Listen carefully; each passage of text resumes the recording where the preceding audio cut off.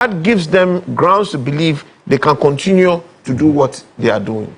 That gives them grounds to believe that they won't get busted. And tells us that this thing is not something that's happening now. It's something that has been nurtured from the past. You know, let's be honest about it. So what has happened? The cocaine that may have come into the country, on the back of the estimations we'll be making backwards with these volumes, what happened to it? Are we consuming it in our country? Or we are just a transit point? What is the end game for all these drugs? I think we need some education from NACOC. All right? I'm a parent. We are all parents here. If we are not parents, we are uncles. We are senior citizens. We are in positions of trust. I need to understand whether these drugs end up on our streets or they are actually just aimed at transits from our country. And I think you have enough information to be able to give us guidance so that we are all guided and we'll get a bit more aware.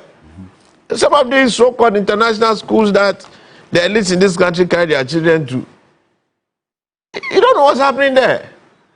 The only thing we used to know in secondary schools was weed.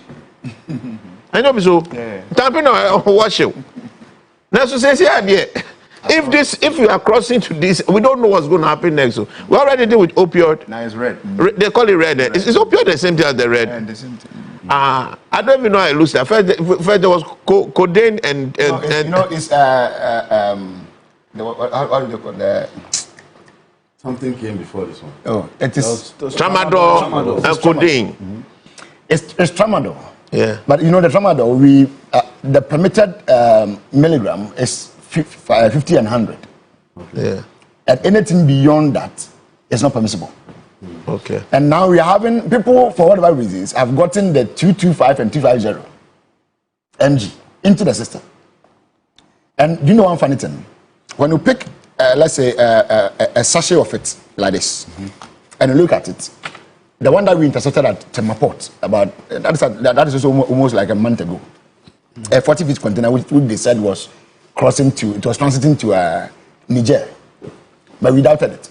When we open the box and pull out the items or the drugs, you reckon that the only thing that you can find on it is the name and then the manufacturing country, supposed manufacturing country.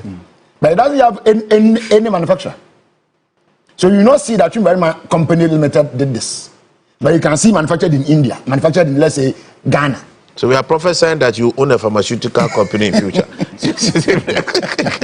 Interesting. So, but then now you have a hold at least on how this red gets into the country. Oh yeah, I mean that one it was intercepted at the Temaport. Okay. Yeah. So So I'm saying he has to give us some answers. It's important. These drugs, do they land here as destinations or transit or a part of both? What is the data that you have on actual consumption? Besides, we are running the bus.